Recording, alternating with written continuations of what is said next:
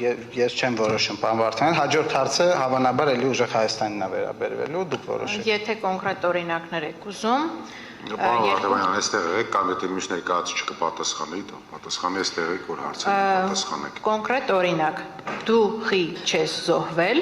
որը ուղղված է, ոնց հասկացա, ում որ ուղղված է եղել, վստահաբար թեկնածու չի եղել, քաղաքական հավակնություններ չի եղել, եղել է սովորական մարդ եւ ընտրողը տեսնելով այդ մարդուն, որ հասարակ քաղաքացուն ասում է դու ինչի չես զոհվել, ընկալելու որ կային մարդիկ, փաստորեն ինչ որ սորտի մարդիկ կային ընտրողների շրջանակներում, որոնք ենթակա էին զոհման եւ չեն զոհվել։ Սա մեկ, եւ երկրորդը, երբ որ ձևակերպվում է կոնկրետ ագրեսիվ բառապաշարով, մարդու թևից քաշելով եւ այլնով, ասում է, եթե դու էս ինչն ես, ապա քեզ եմ կզացնելու։ Կներեք, էլի որ այդ ամեն ինչը ասում եմ։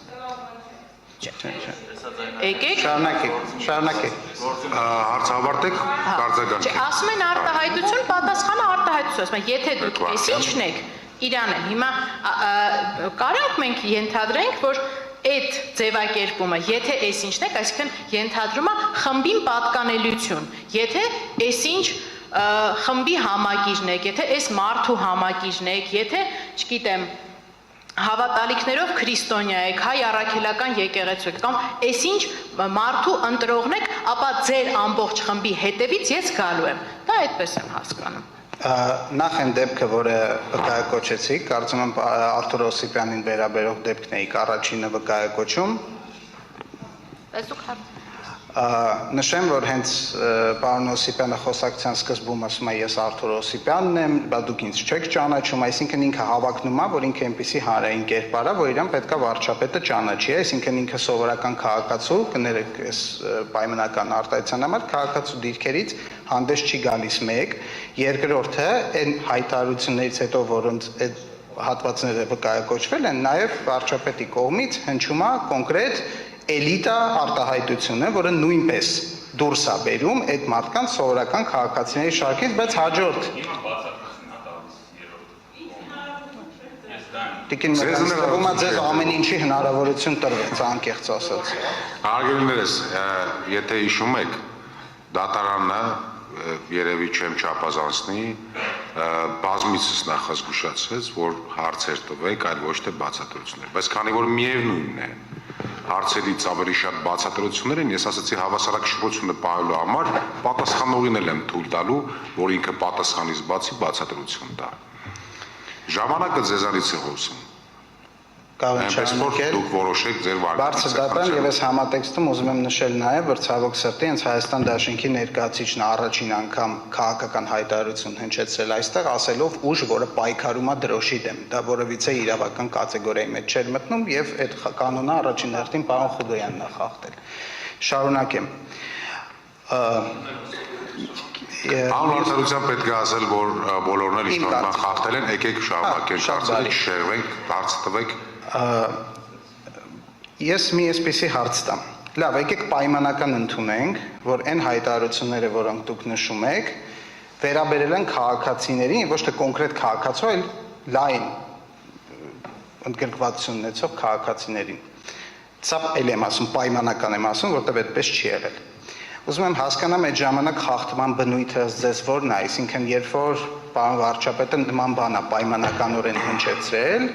դա ինչ որ կերպ նպաստել է քաղաքացիական պայմանագրի ձայների ավելացմանը, թե ձեզ մտահոգում է, որ դրա արդյունքում մեզ ավելի քիչ քաղաքացի է ձայն տվել, չեմ հասկանում։ Տրամաբանությունը խախտման, լավ։ Տեսեք, մասնագիտությամբ ոչ սոցիոլոգ եմ, ոչ հոգեբան, որպեսզի կարողանամ գնահատական տալ, թե կոնկրետ ազդեցությունը կոնկրետ խառնվածքի մարդու վրա ինչ ազդեցություն կարող է ունենալ, կարող եմ հիպոթետիկ մի քանի ենթադրություն անել։ Կարող է լինի օրինակ մարդ, ենթադրենք օրինակ նոր ընտրական իրավունք ձեռք բերող 18-ամյա քաղաքացի, որ առաջի անգամ այս ամեն ինչ այդ քաղաքական բանավեճը նայելով պետք է որոշում կայացնի, ինքը ուզում է ընտրություններին մասնակցի, թե չմասնակցի։ Օրինակ հետագայում, երբ որ քաղաքական քննարկումներ լինեն, օրինակ իր ընկերների շրջապատում արտահայտի այդ բանը, որ ես գնացել եմ քվեարկության եւ մասնակցել եմ այս կամ այն ուժի օգտին եւ այդ խոսակցությունը լսելով ասում է, եթե դու Ռոբն ես, ես քո հետևից եմ գալու, մարդ ասում է դե ախպեր, ես գիտեք ինչ կա, եկեք կլինի, այս ամեն ինչից հեռու մնամ, ես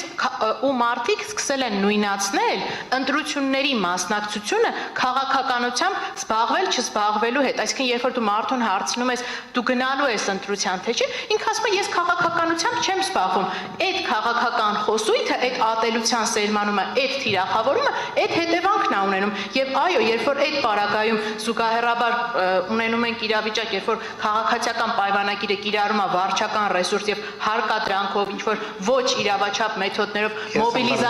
մոբիլիզացնում է իր էլեկտորատին, որը գնում եւ ընտրում է, բնականաբար այդ խոսույթն էլ, որը չեզոքացնում է այն մարդկանց, որոնք ուզում էին մասնակցել ընտրության, բայց չեն մասնակցում, բնականաբար ընտրությունների արդյունքի վրա անդրադառնում է այնպես, որ քաղաքացիական պայմանագրի տոկոսը ավելի մեծ է ստացվում, քան այն մարդկանց, ովքեր կարող էին պոտենցիալ մասնակցել։ Ես իմ հարցի պատասխանը ստացա, կարճ ձեր երկար հարցին արձագանքեմ ոչ, բայց հաշվի առնելով, որ դուք հարցերի փուլում ես կարող եք հարցեր տալ, սրանով սահմանափակվեմ։ Հաջորդ հարցը, բարձր դատարան։